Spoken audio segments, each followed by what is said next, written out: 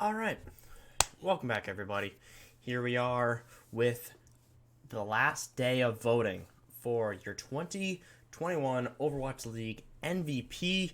So, gonna be making this video today talking about who I think is number one. We're gonna go straight down the list, 10 to 1, who I've been voting for and who I'm going to vote for.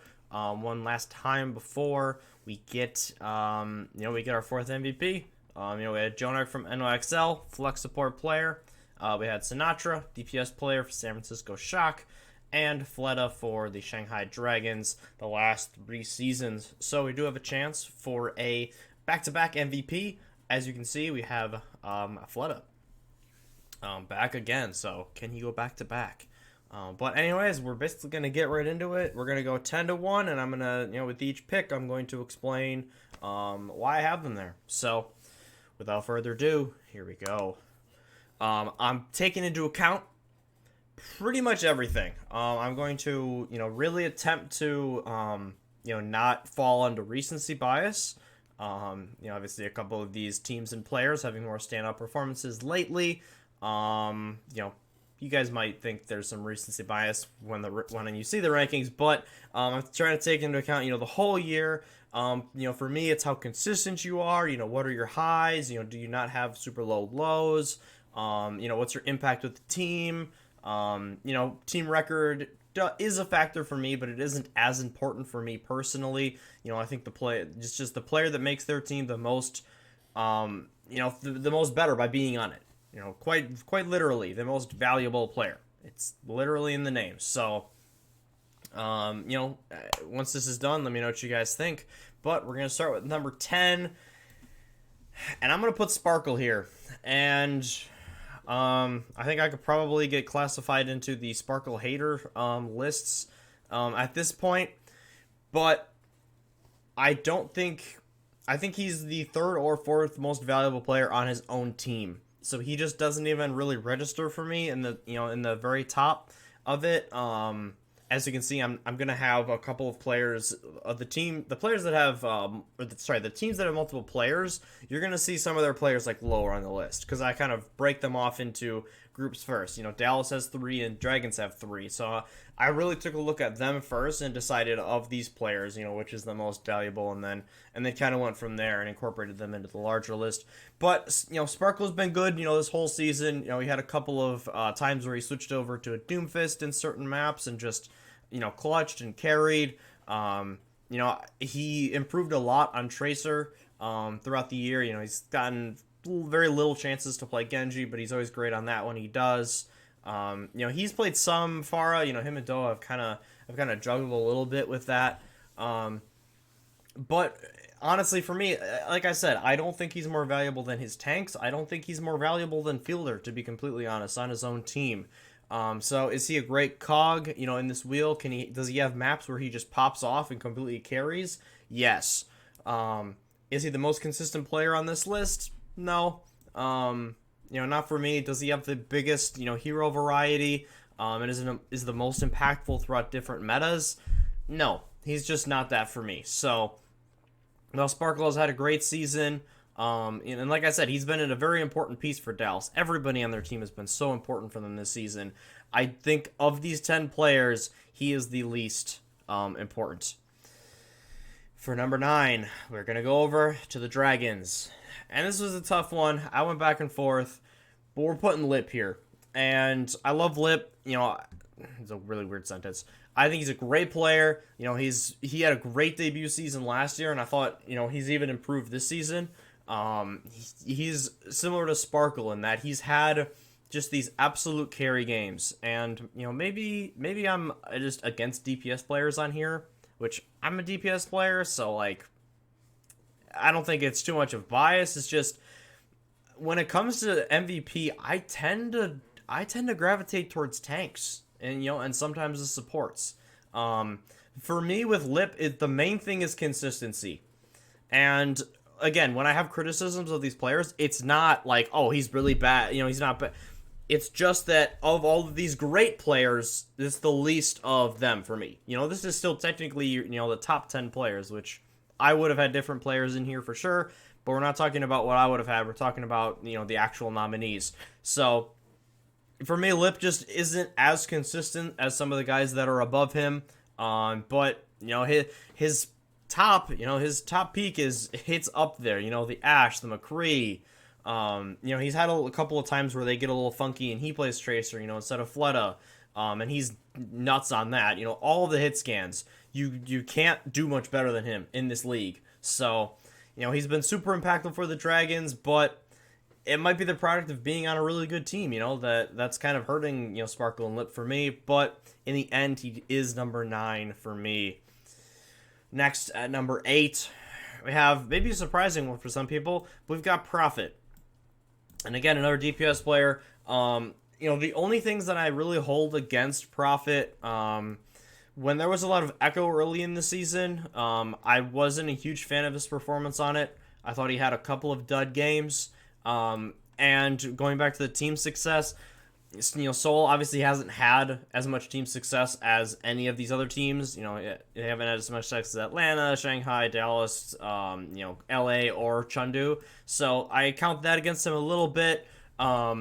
He's been very, very, very consistent.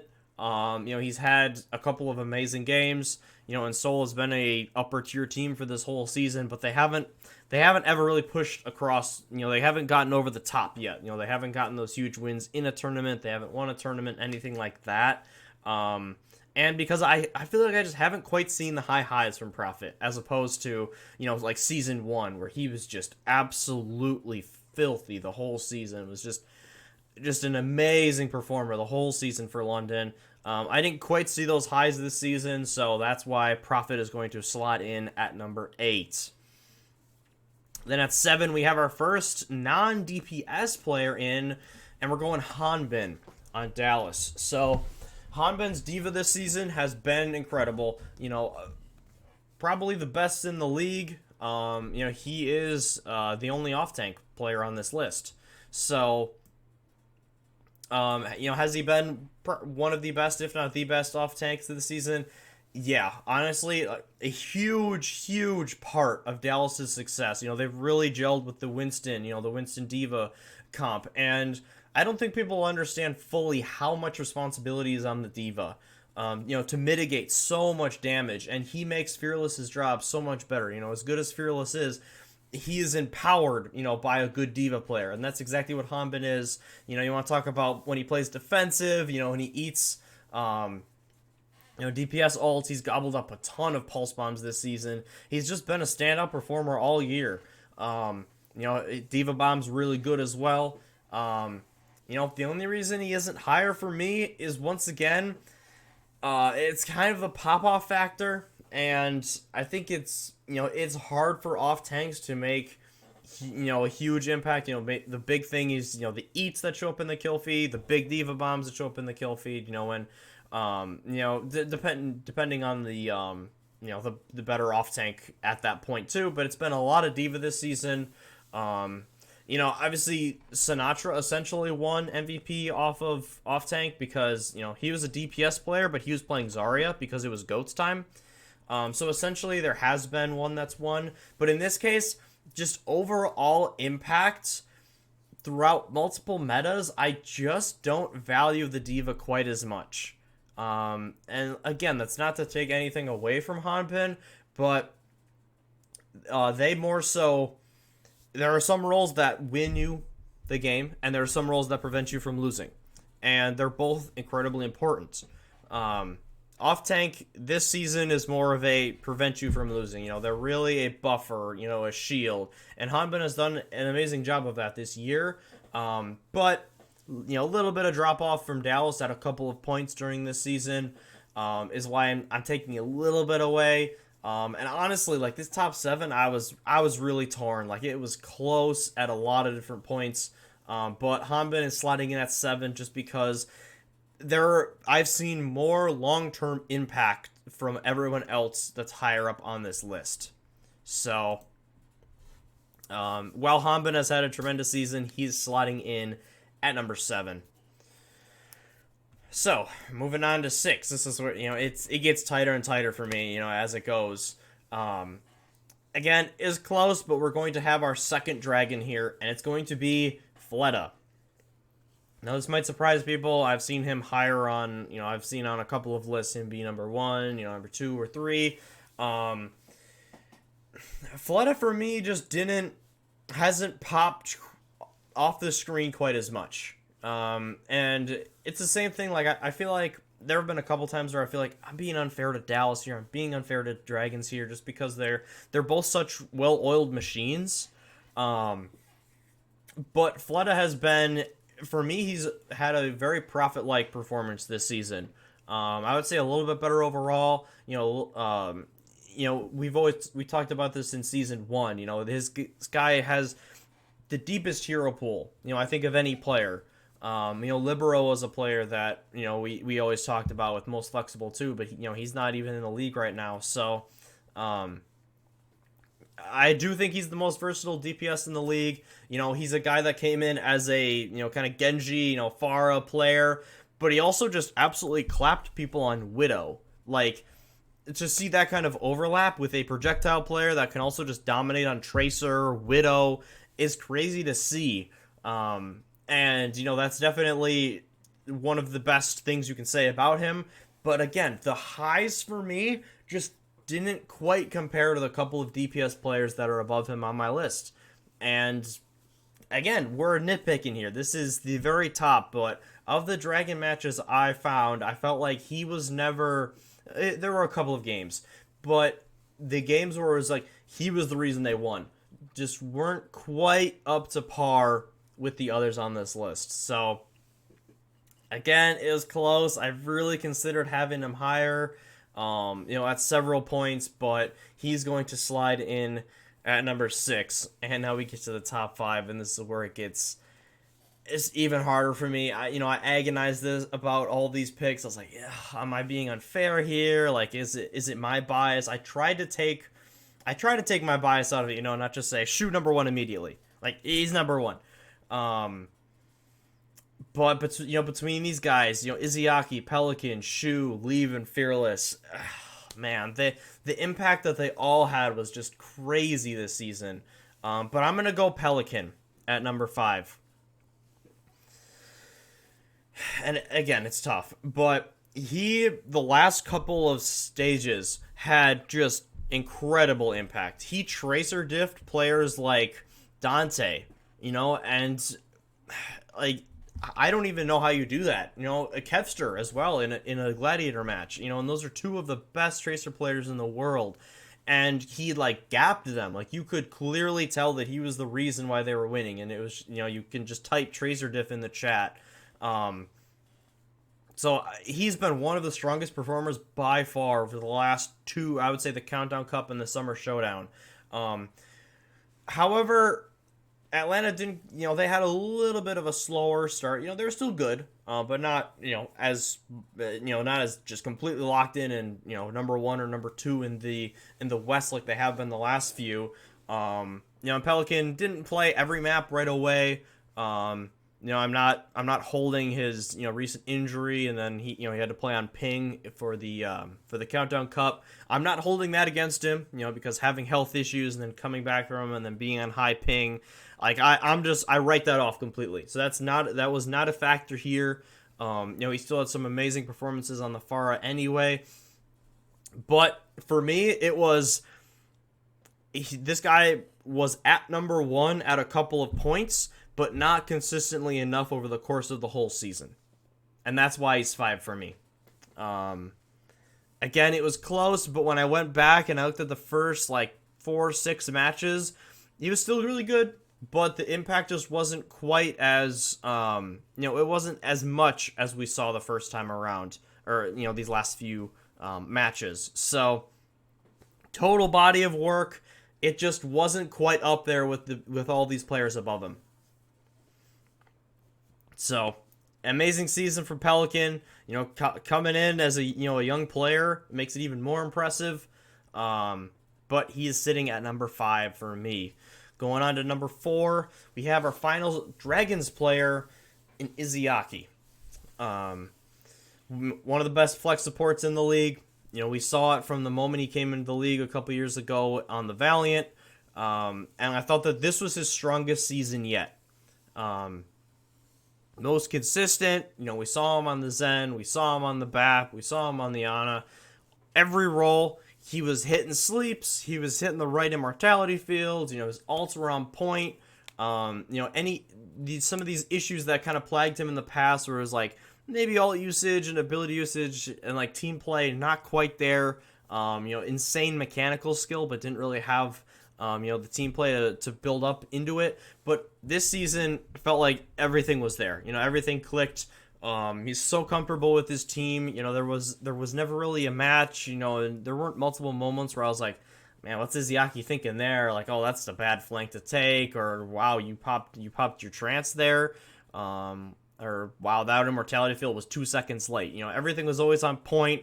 And when you combine, his mechanical prowess, when you combine that with, better and better team play, he was a monster all season, and definitely one of the anchors for this really, really, really strong Dragons team.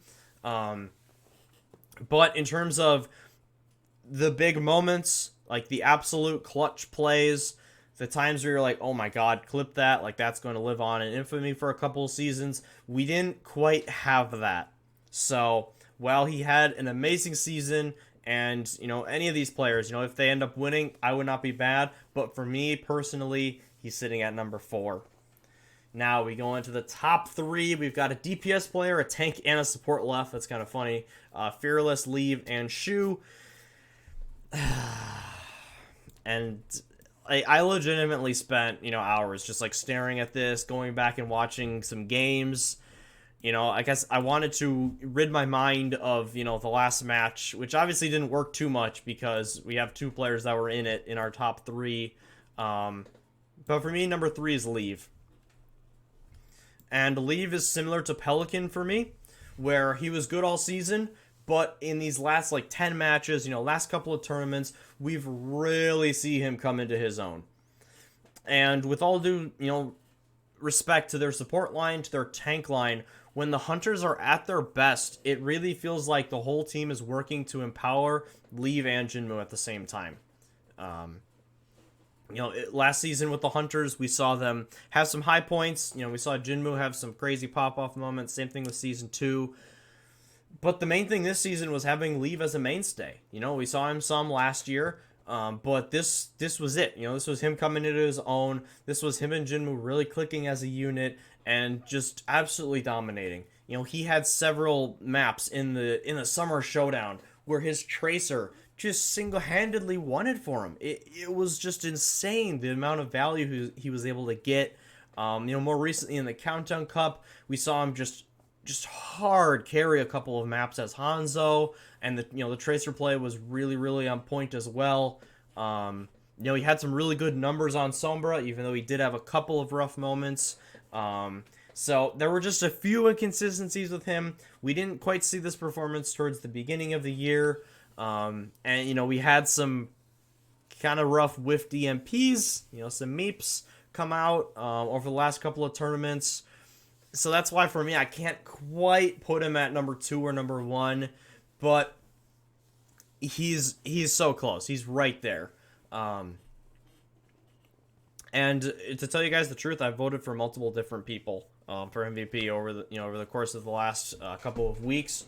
And Leave is one of those where sometimes it's like, man, this man he needs a vote. Like his carry potential is absolutely staggering, and he's one of I would say the number 1 reason why the Hunters are a team that the last few tournaments have competed for stage titles. And he's gonna make a huge impact in the finals, I think.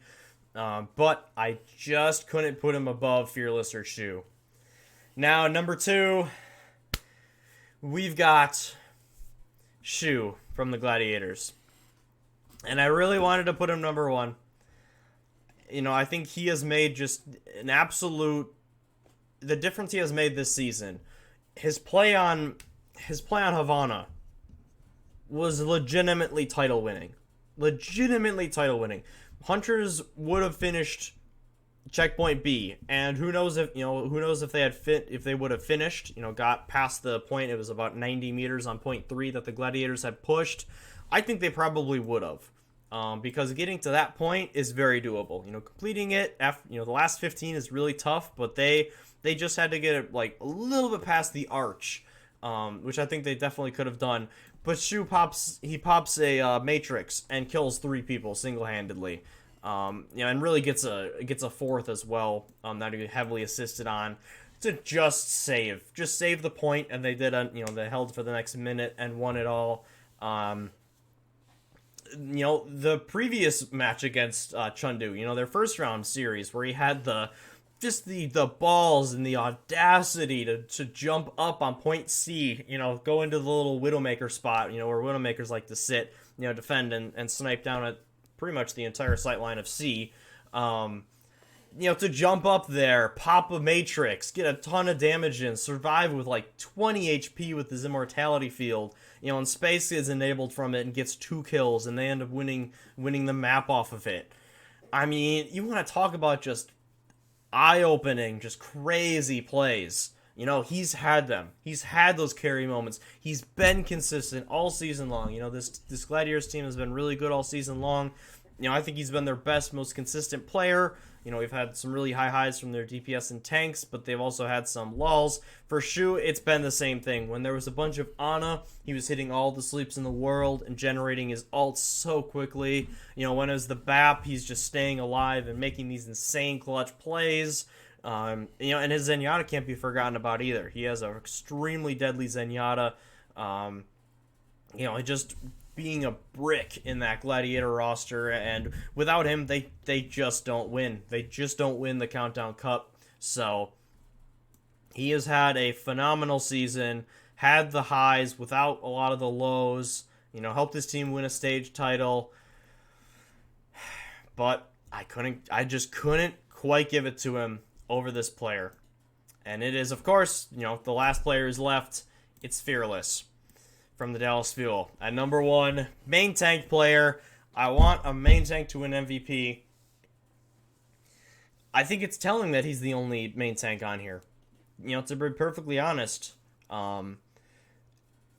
there is no better Winston player in the league. I don't think there's a better main tank in the league. Clearly, everybody else who put together this list agreed. The amount of value that he's gotten on Winston this season is just incredible. If there are any things you could take away from him, you're like, well, the ball hasn't been amazing at a couple of different points. Yeah, that's true. When they played Rhine for a while, he was really, really good on the Rhine too. I think surprised a lot of people. Hit just massive shatter after massive shatter. But mechanics on Winston, they've just been so incredible. And in a season where we've seen main tanks just get absolutely obliterated, just thrown in a meat grinder time and time again, with BAP matrices, and Brigitte still bashing everybody. We saw Reaper, we saw Echo, who has a crazy burst damage. We have Tracers who just don't miss, running around in the back line, hitting you for 250, per clip. With Sombras that are waiting to hack you every single time you jump in. Balls who are trying to knock you away. Ana's sleeping you constantly. Immortality fields coming up whenever you jump on somebody. I truly think that there's never been a harder time to main tank right now in the league. And to get the amount of value that he's gotten just consistently, stage after stage after stage after stage, is just so wildly impressive to me that there's just nobody else that I could possibly vote for here. Well, I did vote for Shu sometimes, but that's because I have bias towards him because he's on my team. But Fearless he's my MVP this season. And, maybe I just really like main tanks because I thought Fissure should have won it season 1. But Fearless has just been so good. He's been the one thing, Dallas imported most of their roster, and it's like, man, this is super stacked, but who's the main tank going to be? And then, boom, you get Fearless over from Dragons, and it's been off to the races ever since, They won a stage title, they made another finals after that, and just considering level of difficulty, impact on the team, consistency, big plays. How many times do we see Fearless like 4Ks with his Primal Rage? Like, it's nuts. It's so crazy. It's such a hard character to play. Think about how you get melted when you play Winston in your ranked games. When you're in gold, you're plat, diamond, masters, whatever. You get melted so much faster in Overwatch League, and you have to be so good at communicating, to have your team help you. You also need really good teammates, of course. But your communication, your leadership, your ability to not tilt after you get blown up. If you use a Primal Rage just to live, and don't get much out of it, the ability to maintain your mental even throughout all of that, all these crazy abilities just getting poured into you. He was able to withstand that and churn out great performance after great performance. So overall, we have such good players on this list. All 10 of them. If any of them won, like I said, I would not be mad about it. But for me personally, it's got to be Fearless. He's just that guy. You're that guy, pal. It's him for me. And it was a hard decision. Like I said, I seriously considered Leave. I seriously considered Shu. Izayaki and Pelican were honestly like thoughts in my mind as well. There were a couple times where I was like, maybe Hanbin, maybe Fleta, but in the end, when watching live, watching games back, thinking about it, for me, it's Fearless. So let me know what you guys think down in the comments below. Do you agree with my pick? You think my list is completely whack? Whatever it is, I'm very curious to know your opinions. Who have you been voting for this season? Also remember, voting is open until, as you can see, 1:58, August 27th. So we're down to the wire here. So get your votes in while you can. As always, thank you guys very much for watching. I hope you have yourselves an excellent weekend. Or sorry, rest of your week. We are at the halfway point of the week. Wish it was the weekend. But with that, I will say farewell, and I will see you in the next one.